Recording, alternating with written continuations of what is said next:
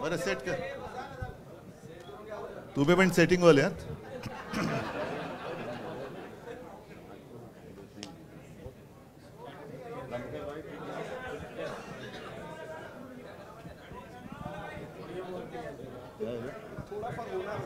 नाही, उभं राहून बोलू शकतो मी, पण जरूर जरा चर्चा नाही चर्चा चॅनल नीचे करू.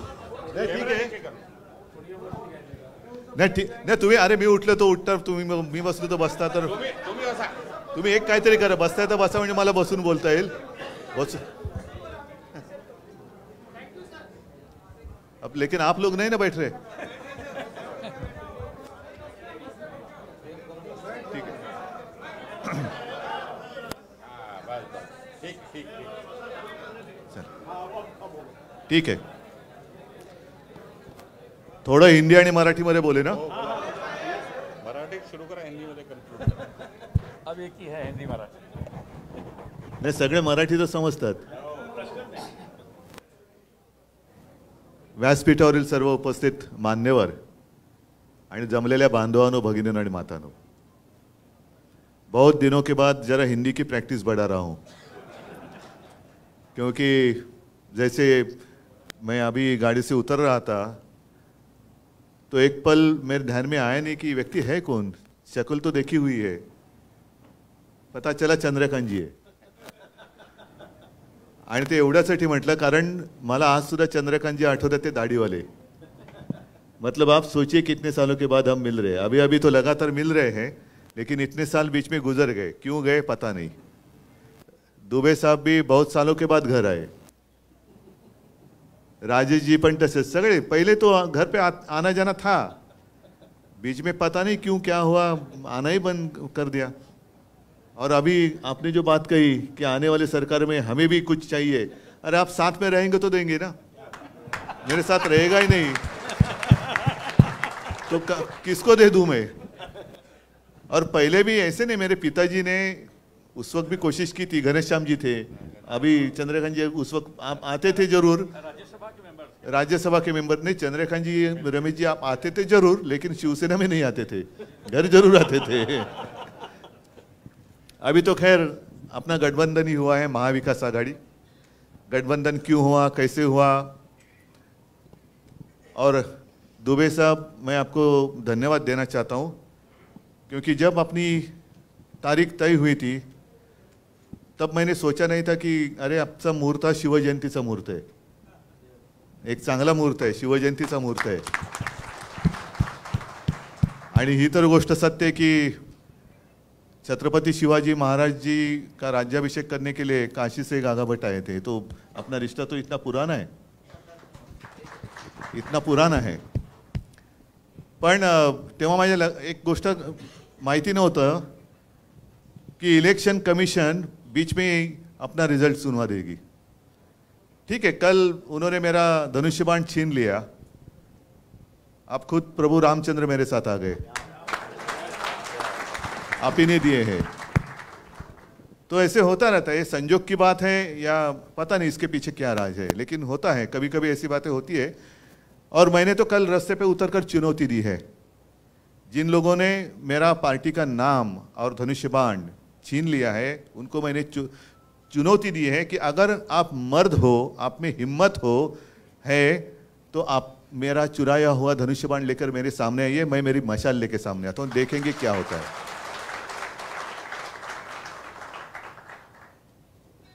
एक बात जरूर कि पिछले 25-30 साल से भी ज्यादा हम और आप एक दूसरे के विरोधी थे. कांग्रेस और राष्ट्रवादी और शिवसेना, उत्तर भारतीय और मराठी नहीं मैं कह रहा हूं, कांग्रेस, राष्ट्रवादी और शिवसेना. तो ऐसी कौन सी बात हो गई कि हम तो हिंदुत्ववादी थे. आज भी मैं कहता हूं मैं हिंदू हूं, मैंने हिंदुत्व कभी छोड़ा नहीं है और ना ही छोड़ूंगा. मैंने तो भाजपा को छोड़ा है, हिंदुत्व को नहीं छोड़ा है. भाजपा मतलब हिंदुत्व नहीं है, और उनका जो हिंदुत्व है वो हमारा हिंदुत्व नहीं है, वो हमें मंजूर नहीं है. मैं खुलेआम कहता हूं, जो मेरे पिताजी ने मुझे सिखाया वो हिंदुत्व ये नहीं है. और मेरे पिताजी की भाषा में कहें तो राष्ट्रीयत्व हेच आमचं हिंदुत्व आहे. हमारा जो हिंदुत्व है वो देश से जुड़ा हुआ है, लेकिन इनका जो हिंदुत्व है वो कैसे है कि आपस में लड़ाई लड़ाओ, आपस में झगड़ा कराओ, परिवार में झगड़ा लगाओ, पार्टी में झगड़ा चालू करो और सत्ता हासिल करो. कल कोई आया था पूना में, कहते हैं, उन्होंने पूछा क्या कैसे चल रहा है महाराष्ट्र में, तो कहा कि आज बड़ा अच्छा दिन है. तो क्यों? तो शिवसेना का नाम और चिन्ह हमने अपने साथ जो गुलाम आए हैं उनको दे दिया.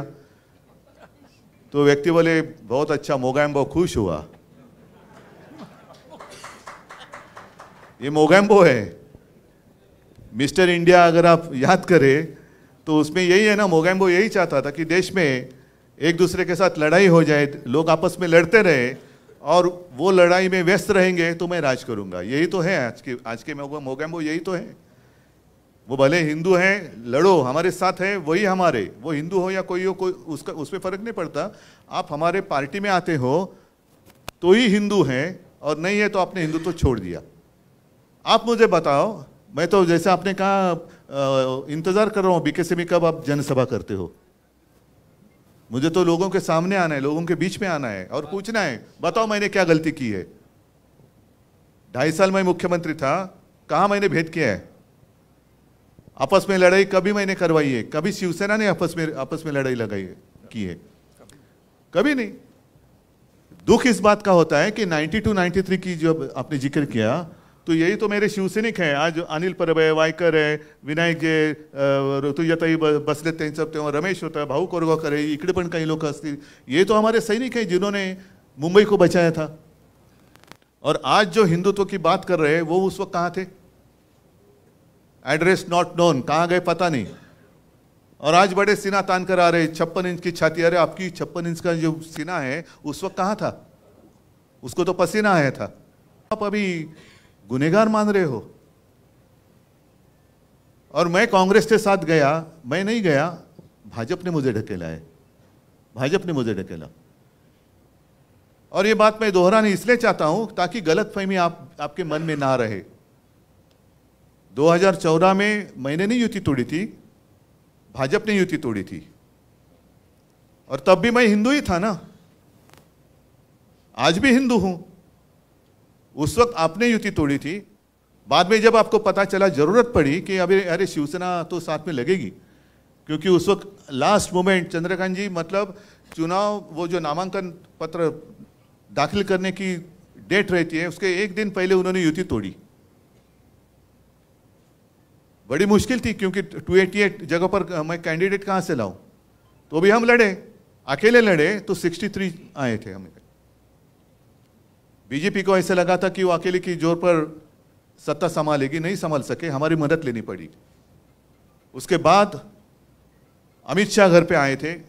और ये तो मैंने जब दसरा की रैली हुई थी अभी की शिवाजी पार्क, तो मैंने मेरे माँ और पिताजी की कसम खाकर शपथ लेकर कहा था कि ये बात सच है. उन्होंने मुझे एक वचन दिया था, और वो इसलिए मैंने मांग की थी क्योंकि मैंने मेरे पिताजी को यानी बाला साहब को आखिरी दिनों में वचन दिया था कि मैं एक ना एक दिन आपका शिवसैनिक मुख्यमंत्री करके दिखाऊंगा. वो वचन आज भी मेरा कायम है.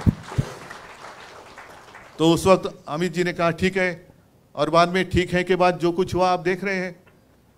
और उस वक्त अगर मैं आज जैसे हमारे कुछ लोग गले में पट्टा बांधकर गए हैं उनके पास, तो ये तो मेरे पिताजी ने कभी सिखाया नहीं किसी की गुलामी करो.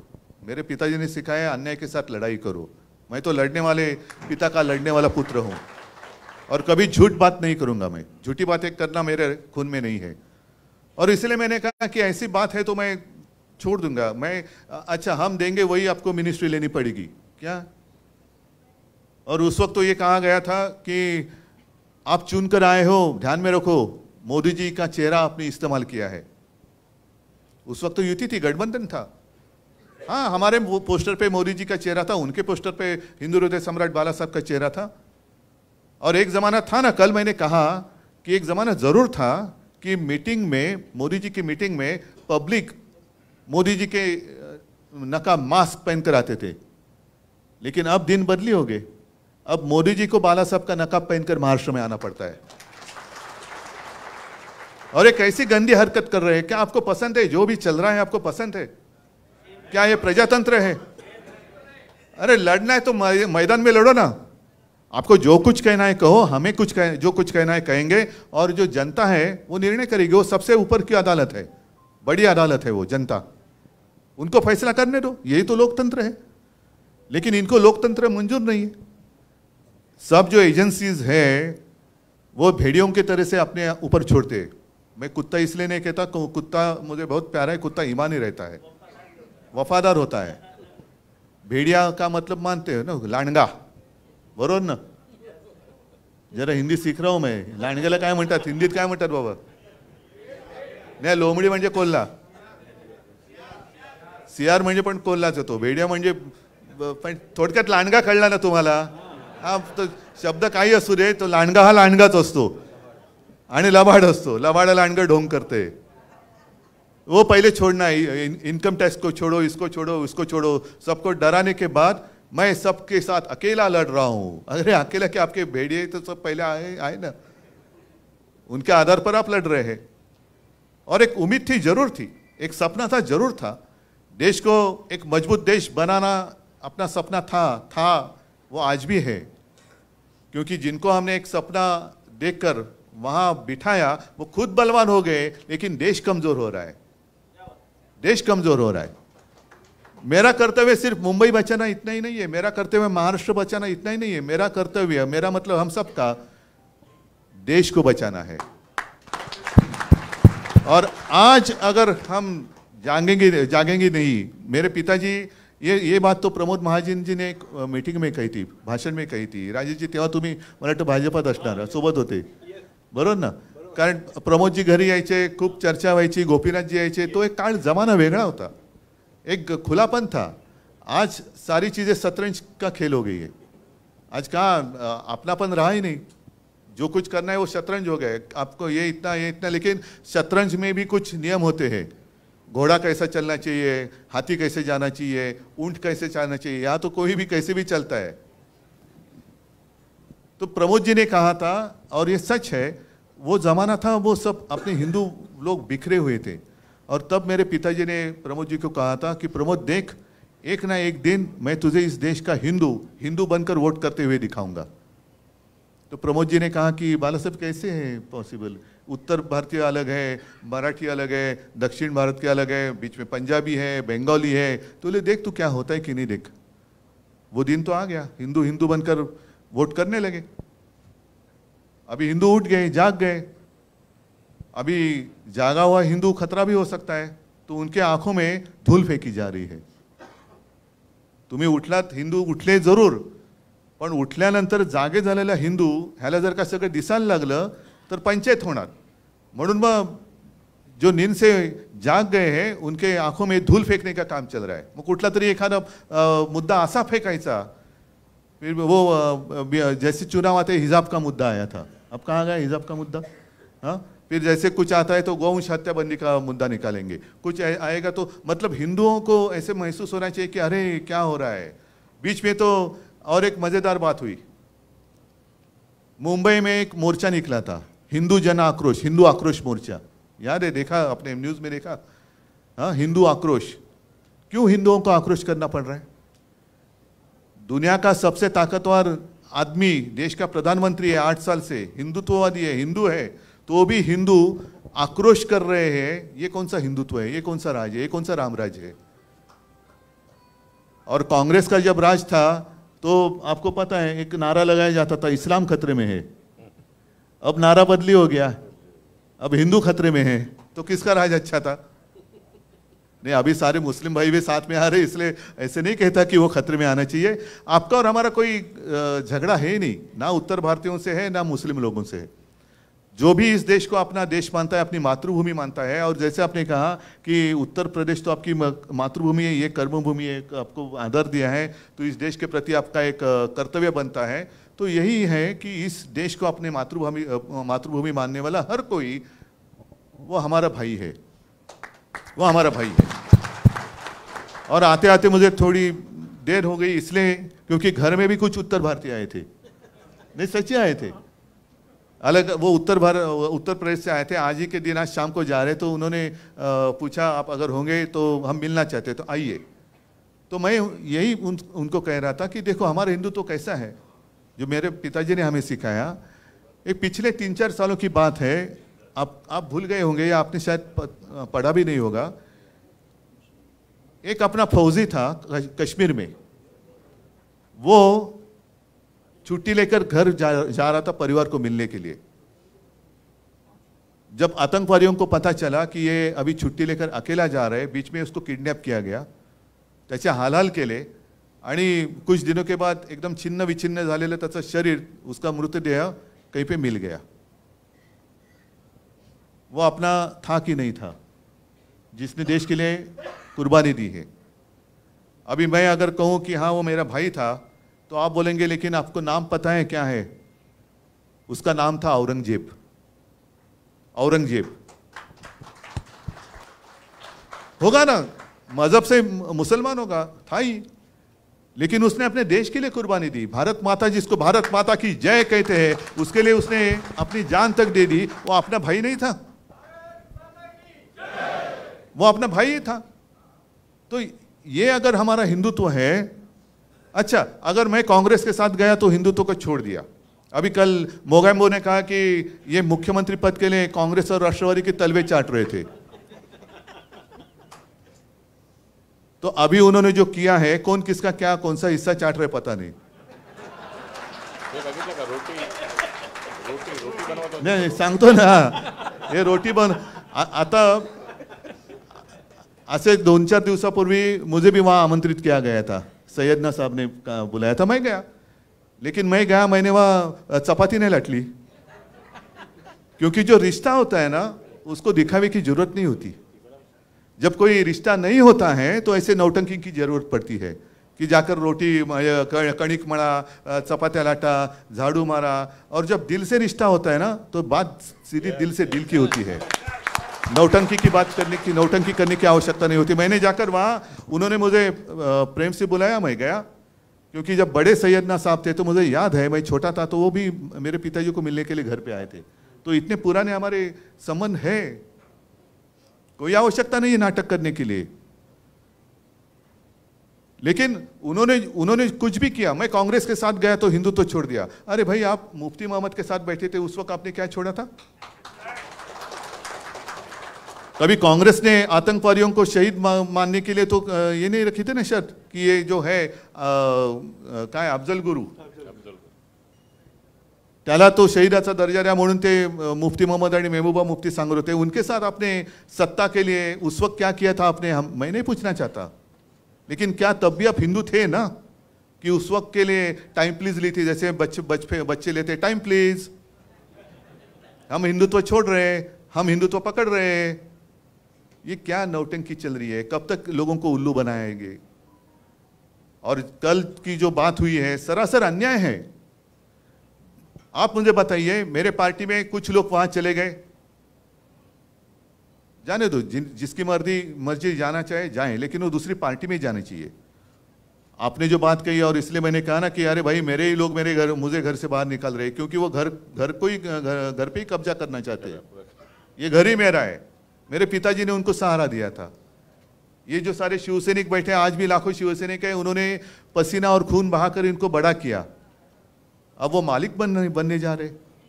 और हमारी संस्था भी ऐसी है कि उनको चोर को मालिक बना दिया घर का। ये कौन सा देश है? घर में देश में चल रहा है क्या है? लेकिन आज के दिन पूरे देश में जितने सारे राजनीतिक पार्टियां हैं, उनकी आंखें खुलनी चाहिए। आज हम पे बीती है, कल आप पे बीत सकती है, कल आप पे बीत सकती है। जिस तरीके से उन्होंने शिवसेना के साथ शुरू किया है, करते जा रहे हैं, क्या बिगाड़ा है हमने? आपको मेरे पिताजी का चेहरा चाहिए, लेकिन पिताजी का बेटा नहीं चाहिए, जो आपके साथ था, आपको साथ आने के लिए, आगे चलने के लिए तैयार था। और सिर्फ मैंने मेरे पिताजी को, जिसको आप आपका नेता मान रहे हैं, उसी को मैंने वचन दिया था कि मैं शिवसैनिक को मुख्यमंत्री करूंगा। वो वचन निभाने वाला अगर धोखा देता है तो उसके साथ मुझे कैसे बर्ताव करना चाहिए? जिसने हमें धोखा दिया, बाला साहब की शिवसेना को धोखा दिया, उसके तलवे चाटने वाले आपको चलते हैं। मग माझं काय चुकलं होतं? मैं यही तो मांग रहा था।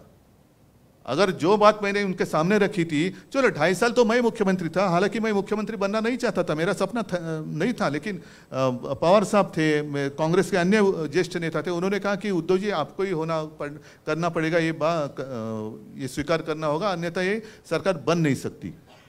तो मुझे कोई अनुभव नहीं था, मैं बन गया। अगर मेरे साथ जो उन्होंने कमिटमेंट की थी 2.5 साल की, वो अगर निभाते तो अब पहले 2.5 साल या बाद में 2.5 साल या तो उनका या तो शिवसेना का मुख्यमंत्री होकर चला गया होता, और आज ऑफिशियली उनका मुख्यमंत्री शायद होता या पहले हो जाता था। क्या फर्क पड़ता था? दिन तो उड़ जाते हैं। लेकिन कभी कभी ऐसे लगता है कि जो भी कुछ होता है अच्छे के लिए होता है। जो कल भी चुनाव आयोग ने फैसला दिया अच्छे के लिए हो रहा है, क्योंकि लोगों के दिल में आग लगी है, अभी आग लगी कि ये कैसा अन्याय है। नाम ठीक है, मेरे पार्टी को 2 नाम दिए गए, 2 गुट उन्होंने मान लिए, कभी आज तक ऐसे हुआ नहीं है।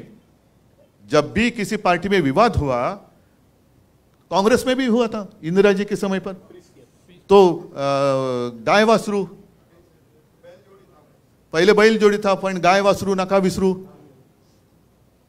बैल जोड़ी था फिर गाय वासरू आ गया। पण तो गाय वासरू क्या है, क्यों बैल जोड़ी क्या है, जो आज तक फ्रीज किया गया है, किसी को दिया नहीं गया। भले 2 कांग्रेस को मान्यता मिली, इंडिकेट सिंडिकेट, बाद में और सारे कांग्रेस निकली, लेकिन किसी को भी वो नाम और सिंबल नहीं दिया गया। तो आज भी मेरी अपेक्षा यही थी कि शायद उसी तरीके से कुछ करेंगे, उनका एक गुट और हमारा एक, जैसे उन्होंने वो मान्यता दी ना, त्यांनी नाव घेतलं होतं बाळासाहेबांची शिवसेना। मुझे नकाफी की जरूरत नहीं है, मैं सीधे नाम लेकर लोगों के सामने जा रहा हूं, क्योंकि मेरे पिताजी ने कहा है कि उद्धव तू जैसा है वैसे लोगों के सामने जा, लोग स्वीकार करेंगे या नकार देंगे।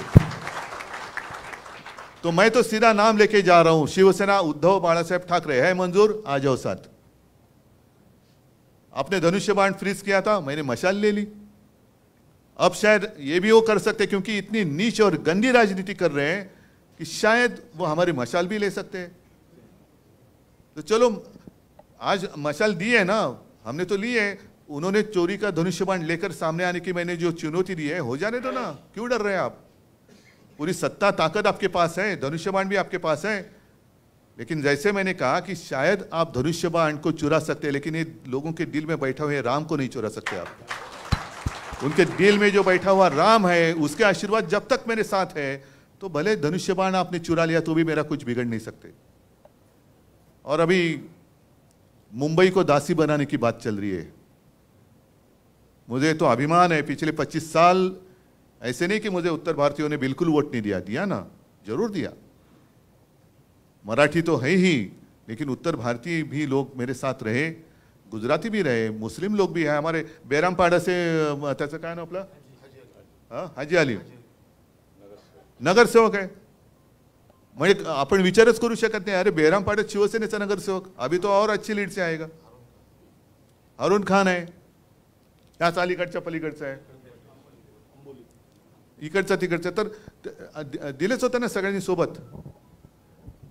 पण मुंबईला दासी बनवताना आपल्याला एक अभिमान या गोष्टीचा वाटलं पाहिजे की एक जमाना ऐसे था कि मुंबई डेफिसिट में थी 645 कोटी, और चंद्रकांत जी फिर 2012 से लगातार, रविंद्र वायकर जी भी थे, सुबोध कुमार होते, सगळ्यांनी सबने मिलकर जो कोशिश की, आज मुंबई की जो पूंजी है 70,000 करोड़ से भी ज़्यादा बैंक में है।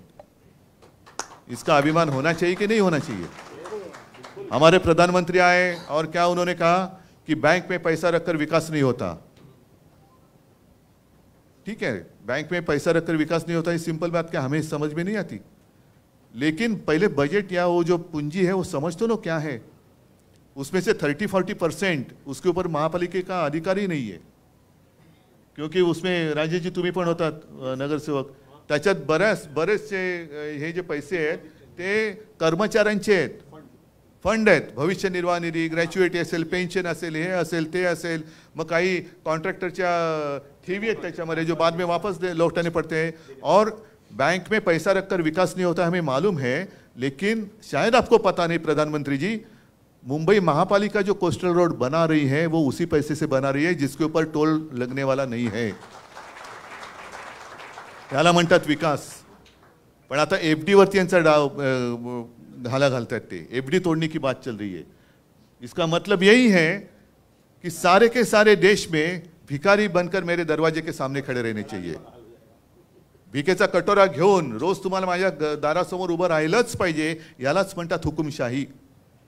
एक तो GST लगा दिया, जो मुंबई महापालिका और राज्य सरकार का डायरेक्ट इनकम जो था वो तो बंद कर दिया. और आपको याद होगा कि कोरोना के समय पर मैं और अजीत दादा पवार हमेशा कहते थे, आज की स्थिति पता नहीं मुझे, जब भी कभी पूछते थे हम हमारे फाइनेंस सेक्रेटरी को, साहब 20 करोड़ से ज़्यादा ही केंद्र सरकार से GST आना बाकी है, जो हमें समय पर मिलना चाहिए.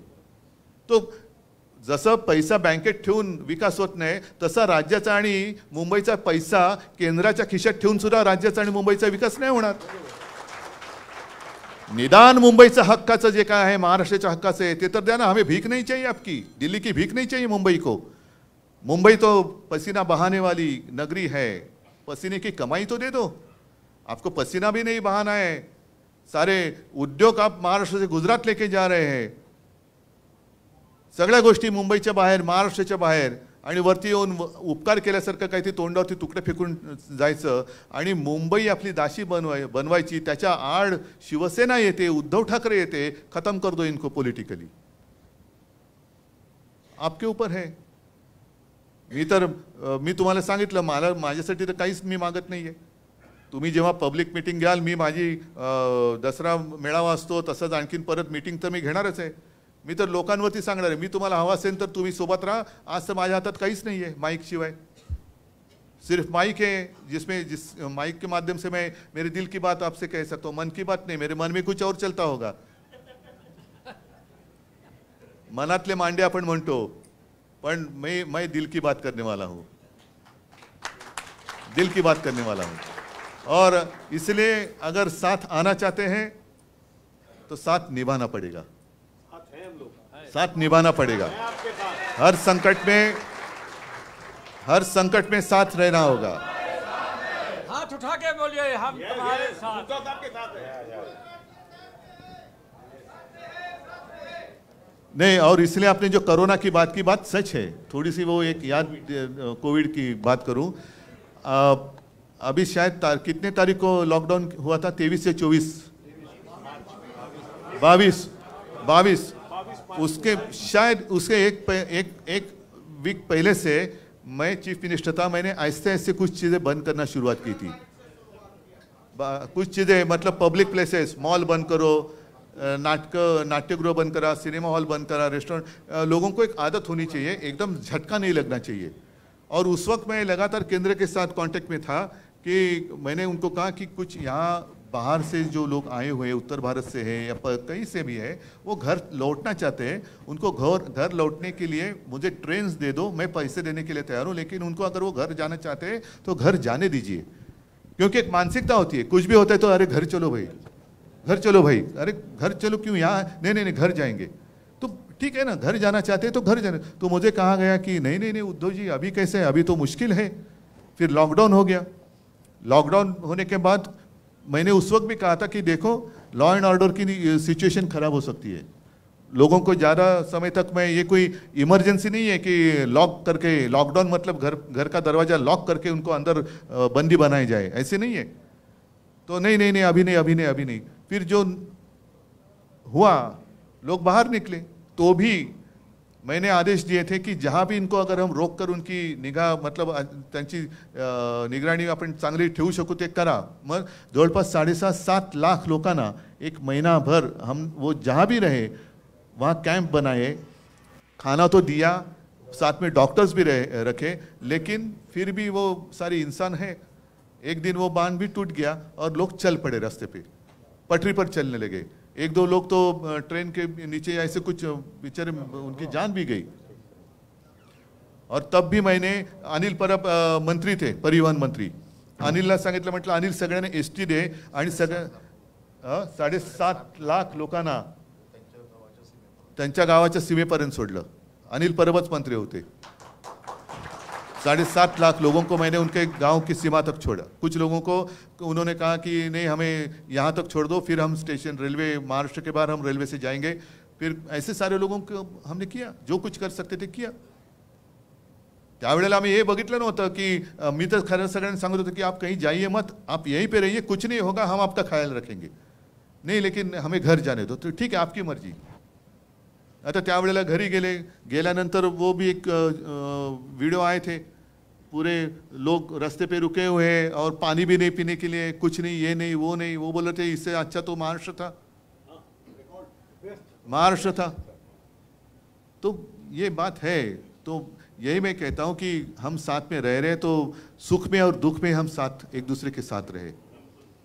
आणि दुबेजी तुम्ही जे सांगितलं आता कोणी तुम्ही बोललात ना, पवार साहब के यहाँ बैठे थे और उन्होंने दुबे जी ने कहा कि उम्र का कोई ये नहीं है, और ये सच है। मेरे पिताजी कहा करते थे कि उम्र किसी के हाथ में नहीं है, माणूस वयाने मोठा होतो पण तो वयाने मोठा झाला तरी मनाने खचला की तो वृद्ध होतो। तो आज भी दुबे साहब तो यंग है, काम करने की हिम्मत है, एक जिद्द आहे। आणि आमचं आता चांगलं जुळलंय महाविकास आघाडीचं, त्याच्यामुळे पवार साहेबांना सांगतो इनको भी कुछ जिम्मेदारी दे दो। वैसे कोई ऐसे नहीं कि वो अपनी जिम्मेदारी लेकर, अभी ये तो सारी मीटिंग उन्होंने तो की, मैंने नहीं कुछ उनको कहा था। तो वो ऐसे नहीं कि जिम्मेदारी नहीं तो मैं क्या करूँ, तो वो बोले आप जिम्मेदारी दे दो या नहीं दे दो, मैं तो मेरा कर्तव्य करते रहूँगा। तो ऐसे लोग साथ में आएंगे। और इसलिए मैंने कहा ना, तो सिर्फ शिवसेना की लड़ाई नहीं है, हर एक भारतीय नागरिक की लड़ाई है। इस देश में प्रजातंत्र लोकशाही जिवंत राहणार की नाही हे आता ठरवण्याची वेळ आलेली आहे। आणि त्याच्यासाठी हम सब एक साथ मिलकर आगे जाएंगे तो किसकी हिम्मत है अपने देश को गुलाम बनाने की। मैं मेरे देश को, मेरी भारत माता को किसका गुलाम नहीं होने दूंगा। बस एक ही यही शपथ ले लो और आगे चलो, एक ही शपथ ले लो। तो मैं मानता हूं कि अभी पिछले रविवार भी मैं आया था आपके यहाँ, गोरेगांव में आया था। आज यहाँ पता नहीं अगला रविवार कहाँ है या कहाँ है, लेकिन ये तो अभी ये शुरुआत तो हुई है, उसको आगे हम और लेके जाएंगे। अभी ठाणा में अभी मतलब आगे ठाणा में जाना। हाँ, ठाणा और मुंबई, तुम्ही जिकडे म्हणाल तिकडे मी येतो। भाई अंदर अरे तू मी असं पण पहिले भाई अंदर आ जा। तर हा हे आपलं एक नातं आहे आणि मला खरंच आनंद आहे की इकडे मी एक हिंदी बोलायची प्रॅक्टिस थोडीशी वाढवतोय। पण मला असं जर जेव्हा म्हणतो की तुमच्यापैकी काही जण अतिशय शुद्ध मराठी बोलतात, आता एवढं सगळेजण आपण मिळून मिसळून गेल्यानंतर, एवढे आपण एकत्र आल्यानंतर मग निवडणुकीत वेगळं करायचं। इलेक्शन में, चुनाव के दरमियान आप उत्तर भारतीय होते हैं, मैं महाराष्ट्रीयन मराठी होता हूँ, क्यों आता सगळे आपण आहोत ना। जसं मी हिंदुत्वाची हे सांगितले तुम्हाला काय आहे, भाषा सांगितली, आणखीन सगळ्या गोष्टी सांगितल्या। तर आपण आता काल अमित शाह आए थे, उन्होंने कहा कि दूध का दूध पानी का पानी हो गया। अब तक तो सुप्रीम कोर्ट का फैसला बाकी है, और दूध का दूध पानी का पानी हुआ नहीं है। आपने तो दूध में नमक डाला है, आपने दूध में नमक डाला है, उसको अभी हमें सुधारना है। तर आता त्या दुधामध्ये साखर टाकायला तुमची साथ मला पाहिजे। आणि एकदा का आपली एकजूट झाली की मग ती अशी मजबूत असेल की ती कोणी किती तुडू म्हटली तरी तुटायची नाही। आता गलतफहमी होऊ देऊ नका। कधी काय असलं तर आपण संपर्कात आहोत। अनिल परब तुमच्या संपर्कात आहेत, वायकर आहेत, सगळेच आहेत, ऋतुयताई आहेत, राऊत बिऊत सगळेच आहेत। तर आता एक दुसऱ्याबरोबर आपण संपर्क ठेवूया आणि कुठेही जरा असं काय वाटलं की खुटकन काही होतंय त्याचं लगेच स्पष्टीकरण देऊन टाकू, ठीक आहे। तर आता याच्या पुढे सगळे सोबत राहाल अशी आशा नाही, खात्री बाळगतो आणि तूर्त आपली रजा घेतो। जय हिंद, जय महाराष्ट्र।